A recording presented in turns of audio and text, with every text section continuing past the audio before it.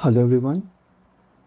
Today we are starting the second chapter of our module first, which is chapter number 1.2, single phase supply from grid to household.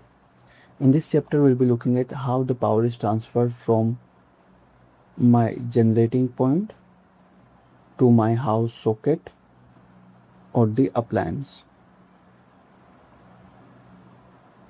How the power is transferred, what are the different steps involved. So let us see one diagram. The first part is from my generating point, which is this, to my last, which is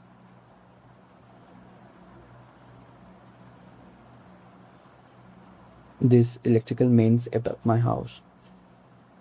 So from generating point, which is at starting point 1, to my house mains, the power is transferred via a series of substations. You can see these two are substations. This one is the step up substation. Okay, this is the step down substation. In between we have this transmission line. Okay, now the question arises, what is the meaning of step up and step down is basically related to the voltages. Whenever the voltage level is up, we call it as step up. When the voltage level is down, we call it as step down. Now with the help of the transformer action, we do this step up and step down. But the more important question is, why do I need to step up or step down my voltages? Now, for our household, requirement, the voltage level requirement are 230 volts for the single phase, or in some special cases, in the industry or the commercial building, we may need the voltages in the range of 400 to 500 volts. So standard wise, 415 is in the IEC standard for three phase, and 480 is in our NEC standard. Now, these are the voltage level requirement for the single phase. Okay, these are the single phase voltage requirements. So naturally, I need to step down my voltages to meet these levels. Now, why do I need to step up? Because my transmission happens at a higher voltages like 110 kV or 230 kV. This is not the voltage at which my generating station is generating the power. It is generating at the voltages like 415 volt or 11 kV. Okay, these are general the voltages. Now, the answer for the question that why do I need to step up is from this power equation, that we know the power is equal to voltage multiplied by current. Now, naturally, for the same power generated, if I am increasing the voltage, the current will automatically decrease.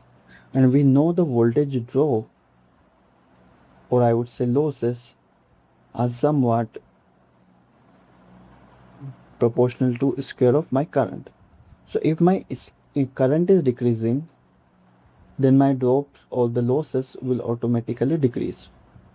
So from the operational efficiency perspective, my voltage levels are step up during the transmission so that my current in the transmission decreases, and the losses and the drops also reduces.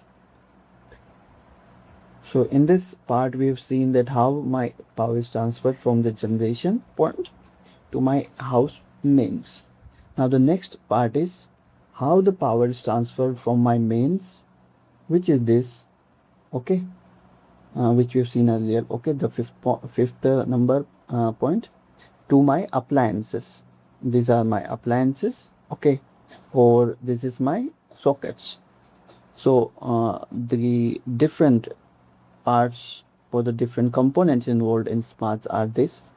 Fifth one is my electrical mains. Then it is goes to the electrical meter, the power measurement device, which is used for the billing purposes. Then the power is go to my main MCB. Okay, then it is goes to a residual current device, which is used to protect from the leakages of current.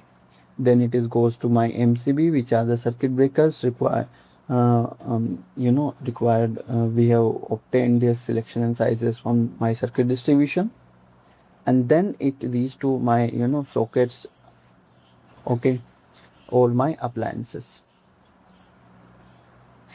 If you're not getting about this part, do not worry. I will be explaining in my next module in quite detail that what is this main MCB, what is this residual current devices, what are this MCBs, the individual circuit breakers for the area of the house or individual appliances, how they are selected and how they are sized. This we will be looking in my next module in quite detail. So for the sake of to know that how the power is reaching, there are steps in order from first to point number 9.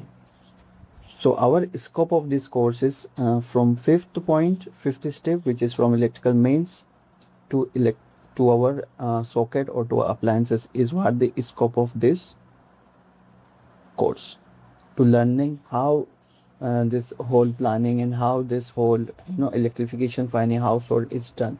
This is what our scope of this course work is. So this is it. Thank you everyone for your time and attention. The next chapter we'll be looking in the same module 1 will be chapter number 1.3, which is related to the different units we see in our household. Like the voltages, VI, watt, kilowatt, and kilowatt hour. We'll be looking what are these units are, what they represent, what are their uses. Okay, everything will be looking in our next chapter. Till then, thank you everyone.